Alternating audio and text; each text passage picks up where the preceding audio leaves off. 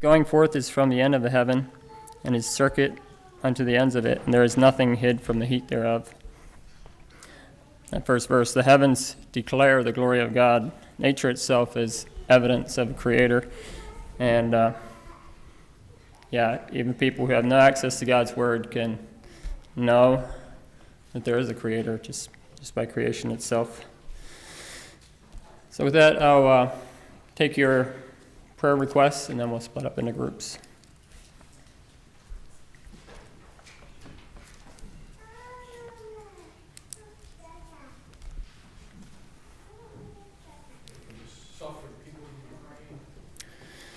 The people suffering in Ukraine.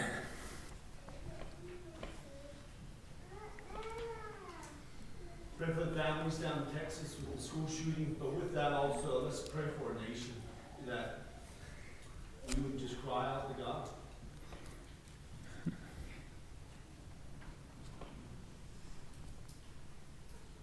Pray concerning a potential church plant.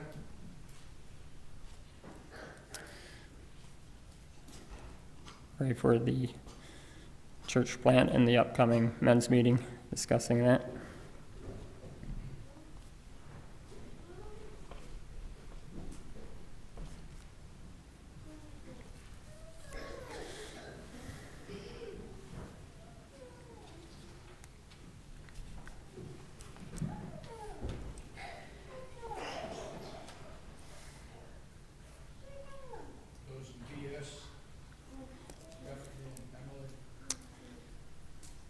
Stephanie and Emily in VS. Pray for Coatesville camp coming up this summer. That's at Camp Andrews, correct? Yes. Just also pray for our needs. It's not just our school, but there's a couple other schools that are still in need of some teachers, that they would be filled. I think we need 1 or 2 here at PCS. Okay.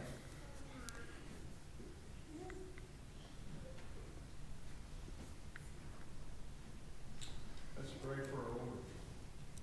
Pray for our older folks.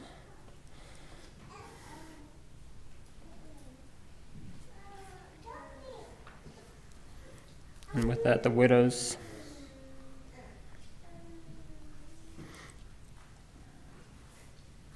Pray for our ministers. Ministers.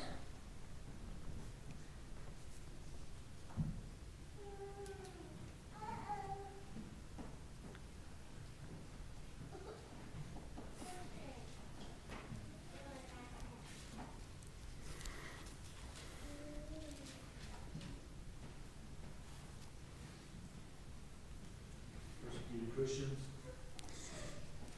Persecuted Christians. Pray for Sam J with radiation.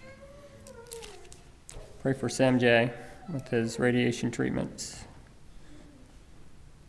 Pray for Matt and Jewel for continued healing from that. For Matt and Jewel.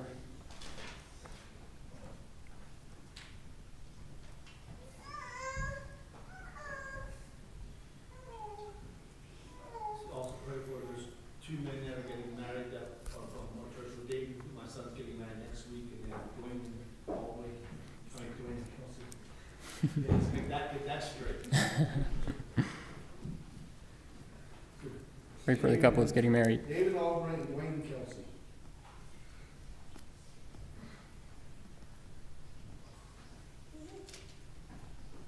Okay, we have a pretty good list. Let's split up into groups. We'll make 6 groups. And Doug, would you number the men?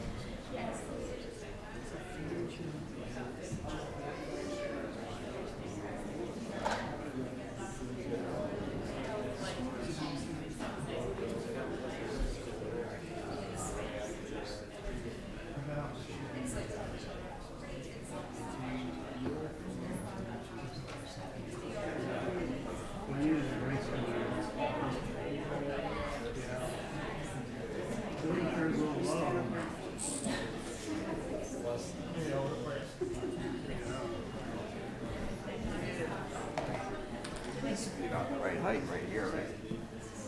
Let's just make a hole right in here. There you go. It'll work. I mean, it would work if it was It would work. Put it right there. Wouldn't work on a chair like up on the Do we have a, sure it'd be a little low. this would be a little high, but you need that. No, I don't need this. Oh, you don't need that? No. But I don't want That's not that gonna thing in work. the way. Put it That's not down. gonna work.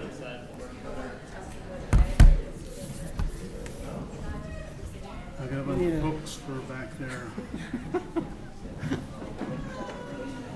I'm not gonna just hold it here. Well, I'm not gonna hold it either, but I'm just saying, what can we do? Is Mel's not here. I don't know if the school would have Paul found it over at school. But I'll look in the shed. I'm not sure. I kind of do. I'll look.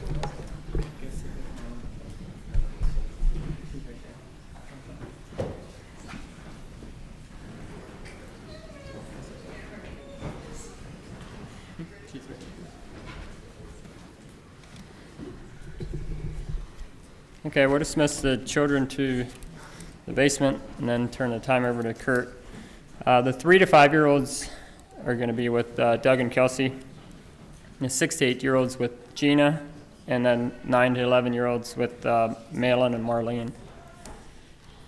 So the children can be dismissed.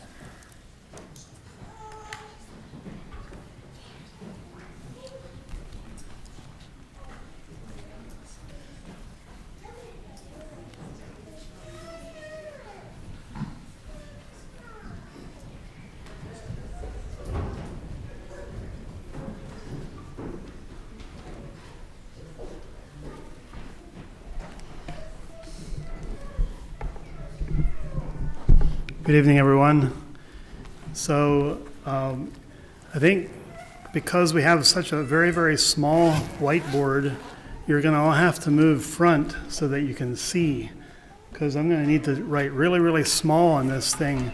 And we're going to be doing some drawing, okay? So move up front. I would tend to think that if you move towards the middle of the auditorium, you won't be able to see if you're way, way out.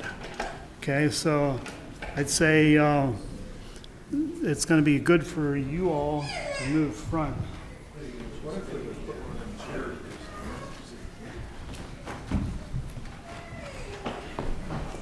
What if you put it on there, Curtis, and then lean it back on his chair?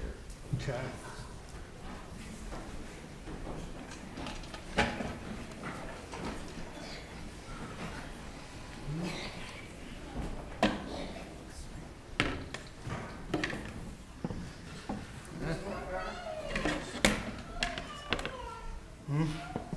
Sort of laying I down. don't know. There you go. We can use that thing. And I can adjust the height maybe a little bit. How high do you want it?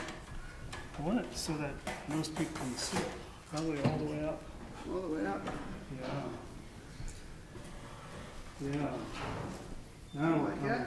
Now, can you tilt it front yet? Up a little bit. Oh,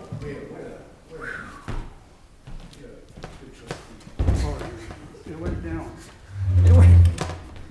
That's a good after all. Tighten it enough. Or it's almost coming out. Okay, we'll tighten it down really good. I need to get my Oh, wrench. look, that thing's useless. Oh my. It's probably the reason it's in the shed. Oh my. You need a wire. He needs a screw. Well, I'll let If you. you hold I'll let still. you work on it.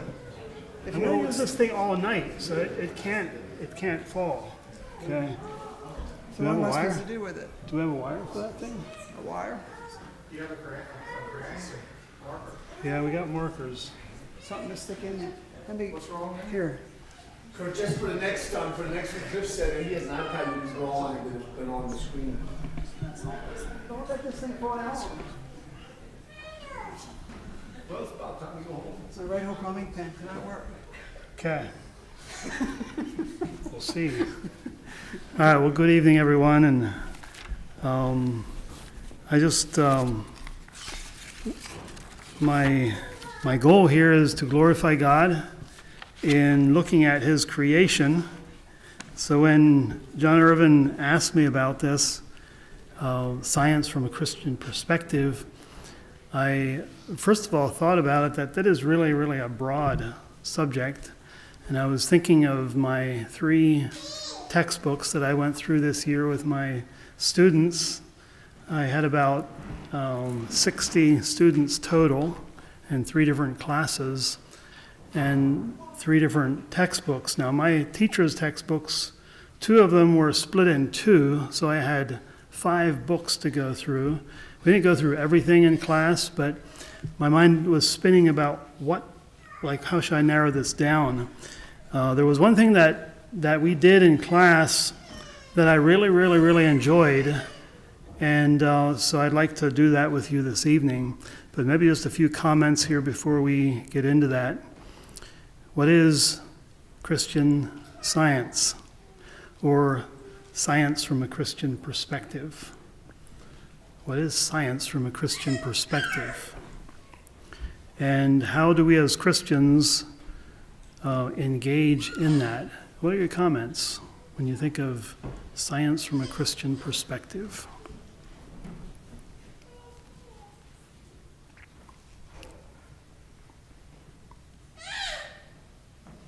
The universe is being created by God rather than evolution. Okay, Maybe bring it in, what is science? okay, I went to 8th grade, I didn't high school. yeah.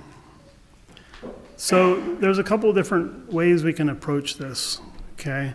The first way we can approach it is to say that science is just observation, okay? There's very little pure science in our world today, okay? Most of the science that we hear about is applied science, okay? Science that we're using information that people have gotten from observing creation, okay? And then we apply those principles to make things that we use, okay? That's mostly what we think of when we think of science today, okay? So I would like to maybe just tweak your thinking a little bit, that pure science is just simply observing and recording what is being observed, okay? And the purest of science is without bias, okay? Now, we as humans can't do that, all right? It's simply impossible to do something without bias because we're always needing something. And we live our lives doing things because we need things. We solve problems, okay, because we need to solve problems. And so in our observations, we're always looking for a way to meet our own needs, okay? So that's bias, right? So things go in a certain direction when we do that. For example, if you are a sinner and you have guilt in your heart, then you are going to face your problems trying to relieve that guilt, okay? And you're going to observe things in the world in that bias, trying to relieve your guilt, okay? And that leads to a lot of error. But this evening, one of my goals is to just observe some of what God has created. One thing about the scientific method, you might have heard that in school, the scientific method, I think is very important for us to understand as people who are observing.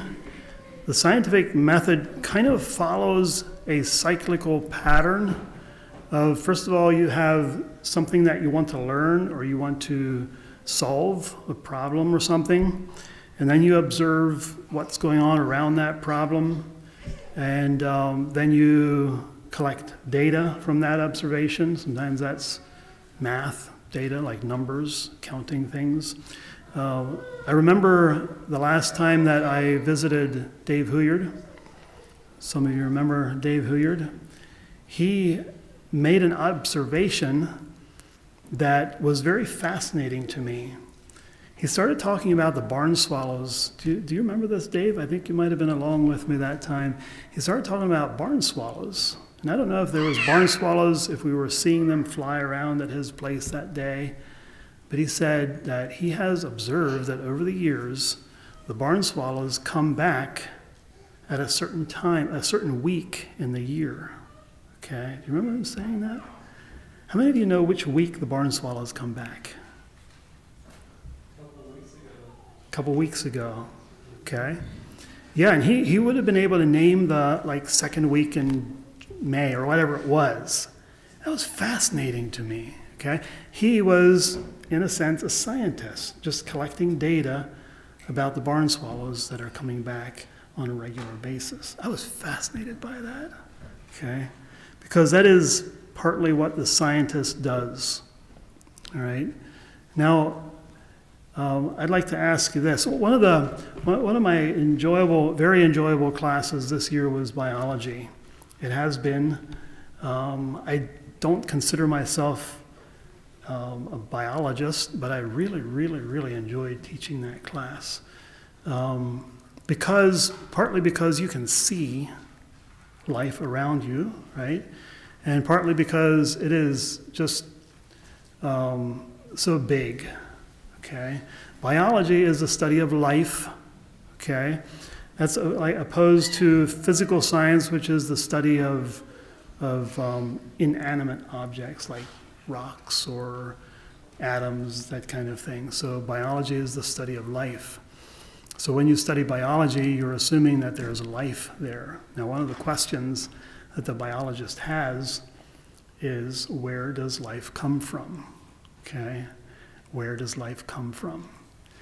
And I remember several years ago when I was teaching this, in the biology book that I was using from a Christian perspective, they asked that question and explored that question, talked about about conception, because that's where life starts. But they said that from a observational perspective or from a scientific perspective, at some point, you can't explain where life comes from, okay? So science has its limitations. And I was just reading in 1 Corinthians, I'm meditating there several weeks here now. 1 Corinthians, the last part of chapter 15, it talks about the earthly and the spiritual, the earthly and the spiritual. And so the Bible is not a science book. It goes beyond science, right?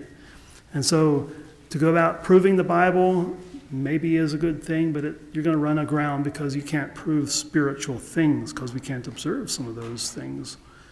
So it says that the corruptible must inherit incorruption. Well, that's not scientific. Okay, that is something that God does outside of his physical laws. All right. So, but I'd like to do this with you in observing some things about your body. What is the most important organ in your body? Or what is the most important system in your body? You have about 11 systems in your body. You have your digestive system. You have your skin, that's a system, okay? You have your immune system. Most of us wanted a really good immune system in the last couple years, okay? What's the most important system in your body? We need them all. We need them all. It's a bad question. Yeah, it really is. You can't do without your nervous system, okay? You can't do without your circulatory system, all right? You can't do without your digestive system. They all fit together. They work together. You can't do without any of them. Now, you can do without some parts, okay? Some of us don't have our tonsils anymore. I don't know if I have mine or not, okay? When I was really young, they were taking tonsils out as fast as they could, all right? Some of us don't have our gallbladders anymore, all right? My mother had appendicitis, or they thought she did, but there was no record about whether they actually took her appendix out or not, okay? We think they did, but we don't know for sure. Well, it only costs $50 to go to the hospital and do that procedure. So I guess you get what you pay for, right? But either way, she didn't need her appendix. Doesn't matter if it was there or not. There's some things we don't need, but as far as systems is concerned, you need all of them. One of the more fascinating ones, and this is not a good thing to say either because they're all fascinating. I think I enjoyed studying the respiratory system about as good as any of them. So we're going to draw the heart, all right? So I want you to get out a piece of paper and pencil, and don't look at me like my students do when I say this, because the pen would work. Yeah, pencil might be, oh, I don't have your pen. Oh, well here, you can use mine.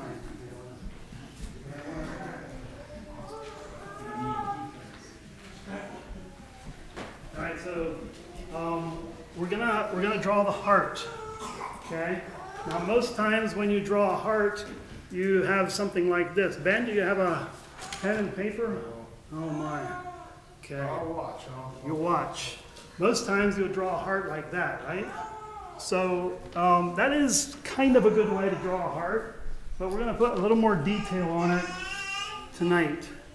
And we're going to draw some of the structures of the heart, and it'll help us to understand a little bit more how the heart works.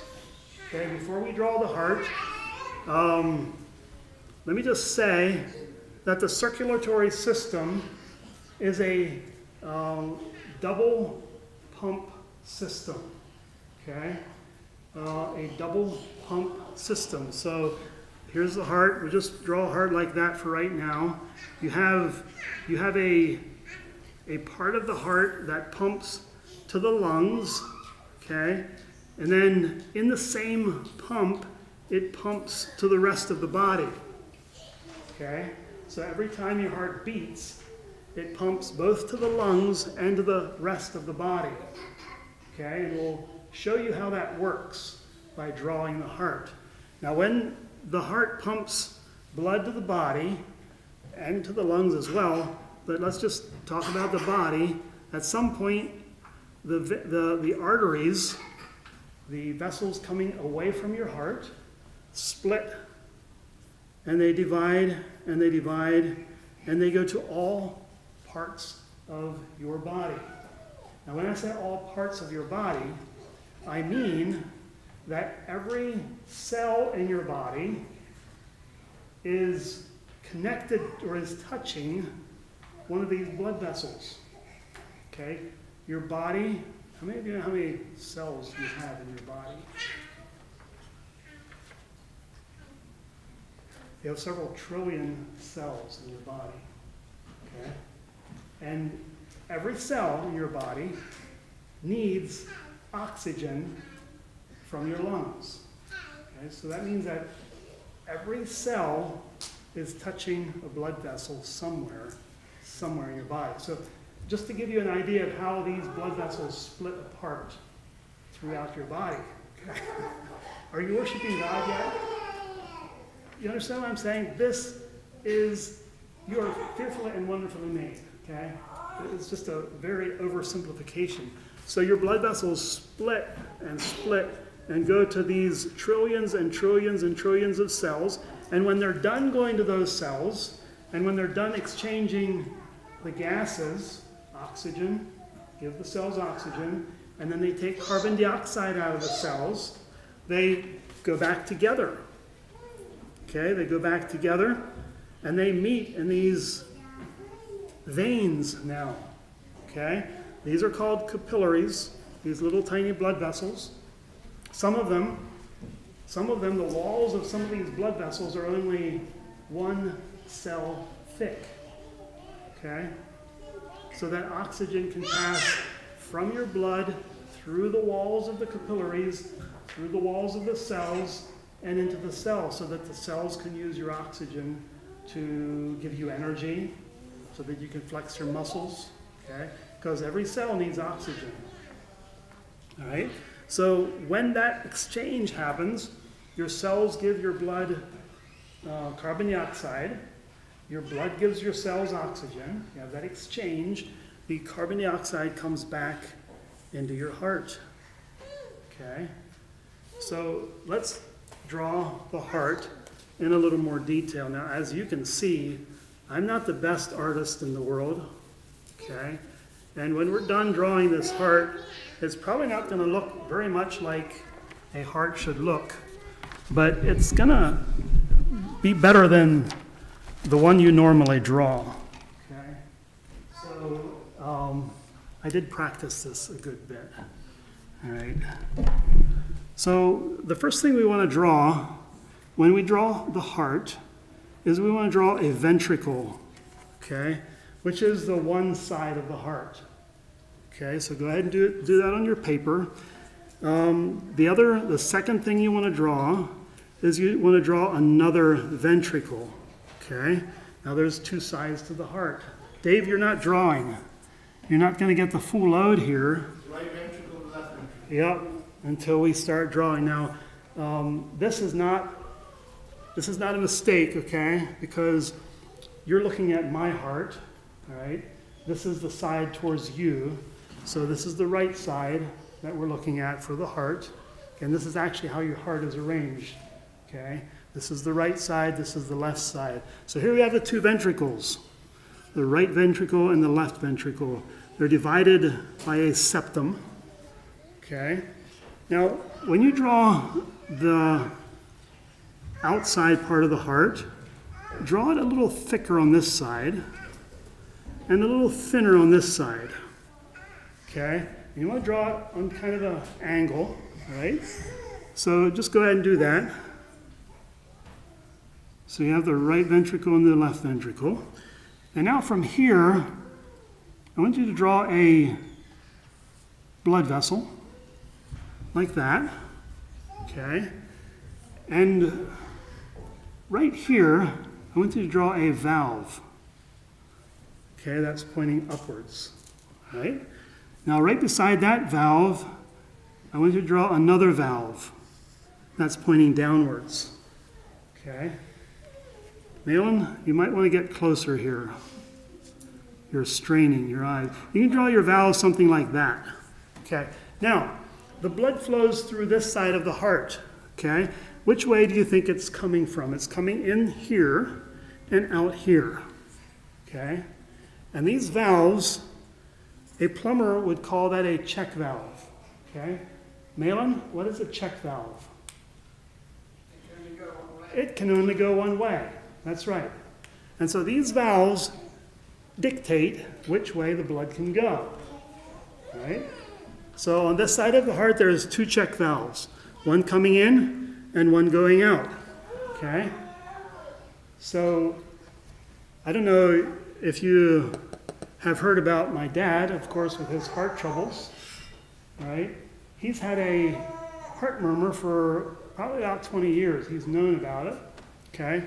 And it's this valve that's bad, okay? It's called the mitral valve, all right? This is the mitral valve, M-I-T-R-A-L, okay? And what happens with this heart murmur is when the doctors listen to it, they hear a swish in between the heartbeats, okay? Your heartbeat goes lub-dub, lub-dub, lub-dub, lub-dub, okay? And you might laugh at me, but that's the way it sounds, okay? And what you hear is these valves closing, okay? This one opens first and closes, and then this one closes. This one closes, this one closes, this one closes, and they close in rhythm, that lub-dub, lub-dub. But when this one closes, between the little sounds, they hear a swishing sound, okay? And what happens is this valve is bad and it allows a little bit of blood to go back, okay? That's a heart murmur, okay? And that's the problem my dad has, okay? And that's why they need to go in there and put a pig valve here, okay? That's what they're actually going to do, right? So I don't know if this fascinates you or not, but I was telling Dad this. I got him to draw, or at least watch someone drawing the heart like this. And he was just fascinated by this stuff. Okay, so that's what's wrong. And some of you have a heart murmur. That's probably what's going on. Let's draw a little bit more of the heart here. Right here is a blood vessel. Okay, right there's a blood vessel, and another one. Okay, now right in this area there's 4 blood vessels. Okay, you can't really see the other 2. All right, these are pulmonary veins. Pulmonary veins. Okay, veins because they're coming towards the heart. Okay, arteries go away from your heart. Veins come towards your heart. Okay, they are pulmonary veins. Pulmonary has to do with the lungs. Okay, so they are veins that go to the lungs. All right, pulmonary veins. This vein, this artery, is called the aorta. Aorta, A-O-R-T-A. Okay. This blood vessel carries blood towards the body. From here, the blood goes throughout the whole body in that branching pattern like I showed you before. So it is the aorta. Okay. So we have the pulmonary veins, we have the mitral valve, we have the aortic valve. Okay, this one right here, aortic valve. All right, let's draw on the other side. The other side looks very similar to this side. You have a large blood vessel, kind of in the middle. You have a valve right there. Okay, you have another valve right here. Okay, coming in. All right, and then you have, could draw this a little bit more detail here for you. You have another vein coming in here. All right. Something like so. Okay. Now this vein right here splits off about right away. Okay. And these are blood vessels, veins, that come in from the rest of the body. Okay? So you have the vena cava. Okay? Up here you have the superior vena cava. And down here you have the inferior vena cava. All right? And those are blood vessels that are coming in from the body. The superior vena cava empties the blood from the top part of your body, okay, from your head, from your chest area, and the inferior vena cava brings blood back from the lower parts of your body. Okay, just very simple.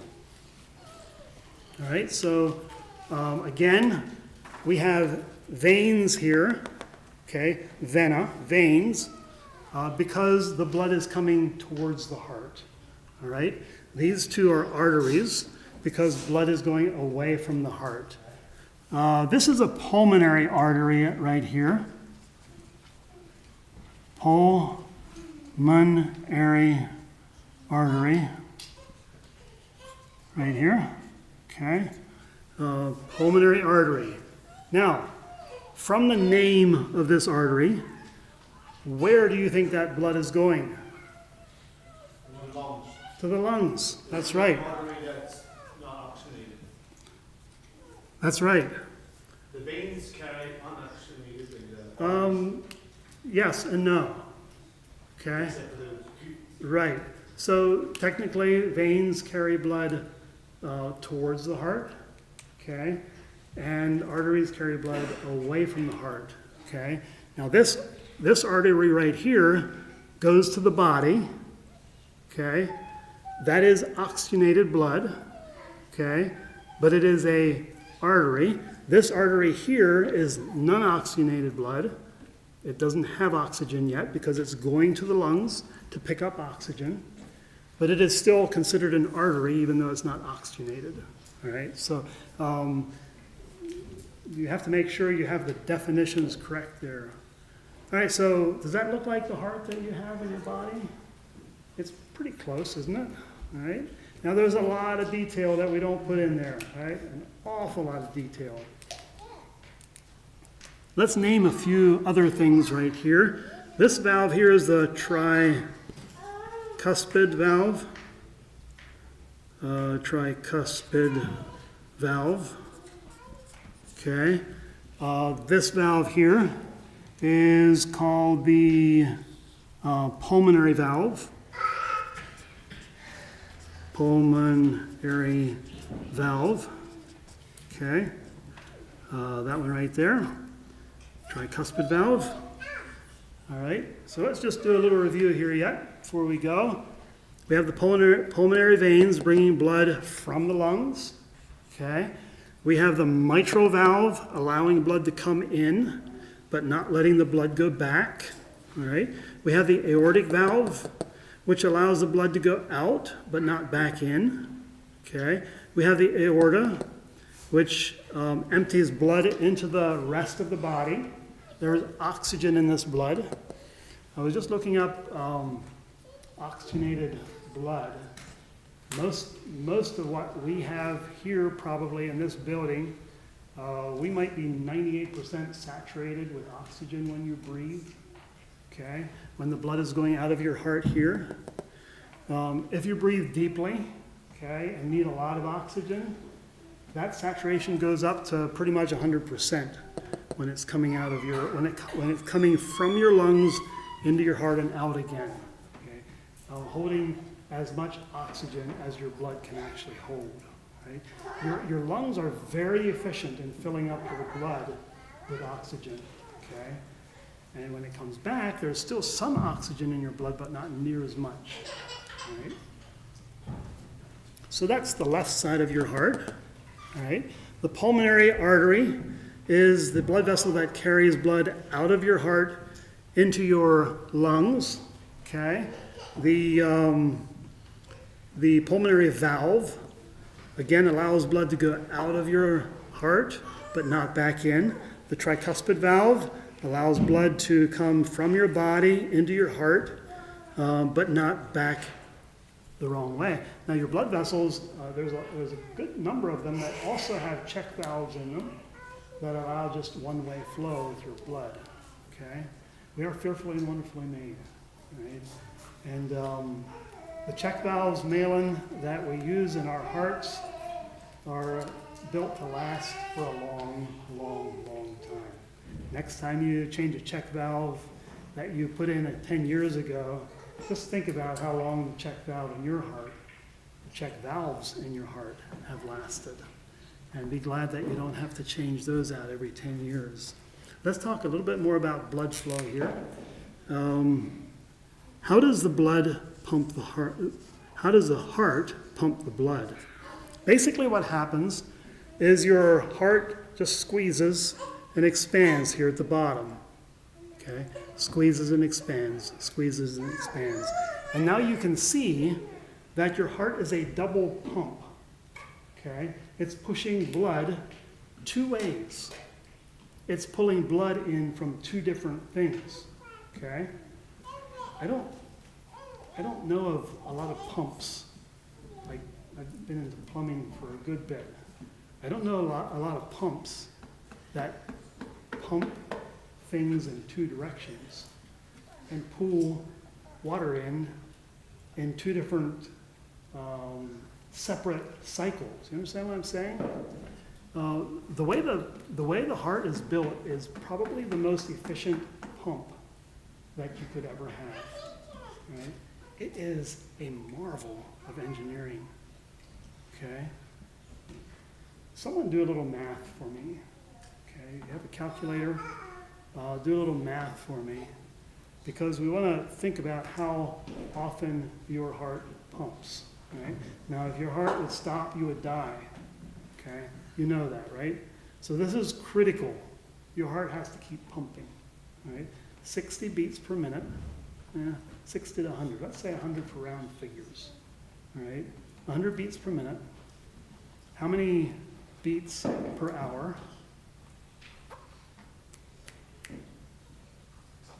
6,000. How many beats per day? 24 hours.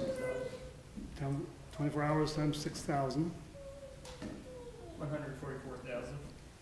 Okay. And how long are you going to live? 80. Times 80. Okay. You get a wild number. Okay. It's phenomenal, right?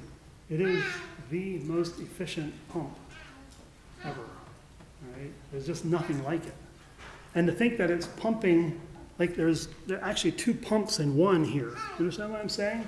There's two pumps in one, okay? Because every time this squeezes, we have blood flowing out of these two arteries, okay? And every time it expands back to its normal size, it's pulling blood into itself from two different areas. And so just continually pumping that blood. Now there's not a lot of blood in your heart at one time, right? But over time, as it just continues to beat and beat and beat, the blood circulates through your body. Now the other thing that I want to point out here that's really interesting, and I told you in your drawing that you should make this side thicker. This is all muscle here. Cardiac muscle. All this is muscle. Different muscle than the muscle in your arms or your legs. It's a different kind of muscle. Okay? The muscle cells don't look very much like your arm muscles. Okay? It's cardiac muscle. This side is thicker. Now think about it in your mind. This is logical. All right? Why did God design this muscle to be bigger than this muscle? Why does that have more work to do? It's pumping further. Yeah, you got to have more pressure on this side than this side. The only place this is going is to your lungs and back. This cycle is just to your lungs and back. Pulmonary cycle to your lungs and back. This cycle, this is pushing blood all the way through your body. Top, bottom, everywhere. And so that's why this muscle is thicker than this muscle, because it has to push more. Right? Does that help you understand God a little bit better? Cliff? Does one side ever stop and not the other? No. That never happens. Well, okay, never is not a good word in science. And I don't know the answer to that question. I'm not into that sort of thing as much as, enough to answer that question. But you would have a problem either way, right? The thing is that your heart beats by just squeezing, so both sides are squeezing at the same time. Now, how does your heart beat? Okay, that's another question we can ask. What causes your heart to beat? Okay, how does it know to squeeze, or what makes it squeeze? Well, it's electricity. Okay, it's not a motor, like we would have a motor spinning on a pump. It's not a motor. Okay, it's electricity. Okay, so there's a area up in here somewhere, an area of nerves up in there somewhere, and from there, well, the impulses come to there from your brain, okay, down your spinal cord, and from that area of concentrated nerves, it goes to another area of nerves, and it branches off. The nerves all branch off around the heart in specific bands at specific places. Okay, so if you see the electrical impulses of the heart as it beats, there's just electrical impulses all the time. You would have a flash of electrical impulse and your heart squeezes together. You have that relaxing and your heart relaxes. Every time the heart beats, it's because it's a shock to the heart. Okay? Your heart is getting shocked and shocked. Where the John, pacemaker comes in? that's where the pacemaker comes in. Yeah, yeah, Is that why they would shock the patient sometimes to revive them? exactly. Yep. When they do that, what do they call that? Yeah. It's just trying to get that shock going again to the heart. Okay? And you're probably supposed to put it at a specific place, right? And yeah, and that's what happens. Your heart shocks itself and it squeezes, shocks itself, and just 100 times a minute keeps shocking itself, shocking itself. It's fascinating, right? So the pacemaker, if I understand it right, when the heart stops shocking itself, it'll kick in, right? And shock itself. That one you feel, they say you feel. Okay, you feel that one. Right? The man-made ones you feel, right? So another problem that Dad had, okay, I didn't ask him if I may say this, but it's okay. He had an irregular heartbeat, okay? And the one evening we were in, just visiting with them, they had him on a monitor, and I could watch his heart rate, okay? And I saw it go up to 135 beats per minute, and then the next, like 5 seconds later, down to 85, and it would just fluctuate like that, okay? And it's a hereditary thing. A lot of his brothers and sisters have the same thing. But to get that thing back in rhythm, they shocked his heart, okay? And it worked, right? So electricity in your body is a big deal, right? And that's why when we talk about health things, so we have this understanding about your heart, right? That's why on a day like today, if you're working outside and you're sweating a lot, you need to drink water and you need to drink electrolytes, okay? Because your body uses electrolytes for electricity, to pass electricity through your body, okay? Now, I don't know, I could prove this to you by doing it, but you can light a light bulb by putting a wire into salt water and then another wire coming out of salt water, not connecting the wire. You can use salt water as a switch for an electrical current, okay? And just do it sometime if you don't believe me. Take a wire and use salt water for a switch. Understand what I'm saying? And see if your light bulb lights, okay? Because electricity can pass through that water on the salt, the dissolved salt, okay, and to the other side of the wire, right? And it's not just a dim light bulb, it's going to get bright, right? So that's electrolytes. Electricity passing through dissolved substances, right? Salt is an electrolyte, right? In the same way your body is mostly water, okay? Your body weight is mostly water. And your body is, there's salt in your water, different kinds of salt, okay? Sodium chloride, there's potassium chloride, all these minerals are salts. And the electricity flows through those fluids through your body, okay? So if you dry out, you're gonna die because your body can't pass electricity through itself to do anything like the heart or your brain, your thinking is all based on electricity. Okay? So because of our understanding, right, of the way the heart works, we understand how to keep ourselves healthy. We know what to do, right? And we know why, you can faint if you're outside and you don't drink water, you don't drink electrolytes, okay? Any other questions here about the drawing? I've heard how many miles of blood vessels you have in the body. Do you have a figure on that? You know, I read that a few days ago. I don't have that figure in my head. But it is in the hundreds of thousands of miles of blood vessels. I'm just thinking enough to go around the world. Yeah. Yeah, I'm thinking like 500,000 miles or so.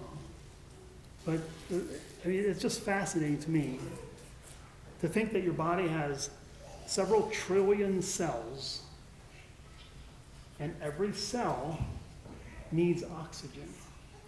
Okay? If it doesn't get oxygen, it's going to die. Right? And your circulatory system is the system that passes oxygen from your lungs throughout your body to every cell. Okay? It's fascinating. Any other questions there about the heart? This is just an observation or a comment. I don't know if there was anything to it, but, so my cousin Johnny was the one that was running the bases here 2 weeks ago and had a heart attack. He had been playing outfield just before that, and he came in, they were up to bat. Just before he went up to bat, he asked his son if he could have some salt water. I never heard of people taking salt water, but he wanted some salt water. Apparently something wasn't feeling quite right. Mm-hmm. So then when he went to bat, he hit a double, and then he had a heart attack when he was running from second to third. So would the salt water actually given him some electrolytes? Yeah, it would have. I don't know. Yeah, I don't know. Yeah, No I don't know why. I think just drinking plain water and drinking water, you're diluting your system. Right. Be having an effect. Right. Right. Now, just pure water is better than nothing. But if you do it a lot Right. of time. Right. Yeah. Sounds to me like maybe a little, not enough too late. I would guess. It was just something I heard that happened. I was like, Yeah. and then when you were talking Yeah. about salt, I don't know if that does something. I never heard of people drinking salt water. Yeah. Yeah, I've heard of that. Salt tablets sometimes during the day. Yeah. Any other questions here? One more thing I'd like to say, and this is in relation to your reproductive system, okay? We talk about these several trillion cells in your body, okay? What's that? Okay. We talk about several trillion cells in your body. How many cells do you start off with? So the first, like at conception, okay? How many cells do you start off with? 2 halves. Yep. A half cell from your mother and a half cell from your father. The egg and the sperm. They fuse together. 2 halves make a whole, right? So 1 cell. Okay. So you, me, all of us started with 1 cell. And now there's several trillion. Okay? And there's different kinds. All right? So that first cell divided, now you had 2 cells. Those 2 cells divided, now you had 4. And then you had 8. And it snowballs from there, right? And so now you have several trillion cells. Your cells are continually dividing and dividing and dividing and dividing all the time. Even the older ones of us have cells that are dividing. Your skin cells, you replace your skin cells maybe every 2 weeks or a month. I forget the figures there, but very often, okay? Your skin cells are continually discarding the old ones and making new ones, okay? It's fascinating to think that. Now, the other thing that's really fascinating is that, of course, that first cell was a certain kind of cell, right? But now you have bone cells for your bones. You have blood cells for your blood. You have muscle cells for your muscles. You have ear cells for your ears. You have hair cells for your hairs. You have toenail cells. You have heart cells in your heart. You have cells around your blood vessels that are blood vessel cells. You have all these different kinds of cells, okay? So that first cell had all the information inside of it to make all the other cells of your body at a certain place at a certain time, okay? Some of you know at what age a baby is when his heart beats. Someone know that figure? Which day of their life? 16, I think. I think it's 16. Some of you should know that, right? But anyway, it's somewhere around 16. At day 16, the heart starts beating. In 16 days, you had heart cells being developed, blood cells being developed, pulmonary valve cells being developed, all these different structures in your body, okay? I mean, I've been building things for a long time, and it's just fabulous. There's just no way that this stuff can happen by chance. Cell has its own DNA. Each cell, They're solving crimes. each cell has the same DNA that the original cell had, okay? So in these trillions and trillions and trillions of cells, there is a blueprint that was the same blueprint that the original cell had, okay? That blueprint didn't change, all right? Now, like I said, I've been building, and when I build, I have a pattern, okay? And you know, if that pattern is precious enough, we put that pattern under lock and key, right? And we do that because as I build more chairs, they change. If I would use that chair for the pattern for the next one, it would change over time, right? Well, God has a design that doesn't happen in your cells. The blueprint for the next cell is the same, all right? And we can go on and on and on about the creation of God. And at some point, you just have to say, God, I'm yours, okay? I'm fearfully and wonderfully made. Marvelous are your works, and that my soul knoweth right well. So we are worshiping the creator of the most wonderful creation. And that's just a part of it. That's just one part of it, of God's creation. I'd like to pray together. So should I close? Okay, is there any announcements? Anyone have announcements? All right, let's stand together and pray.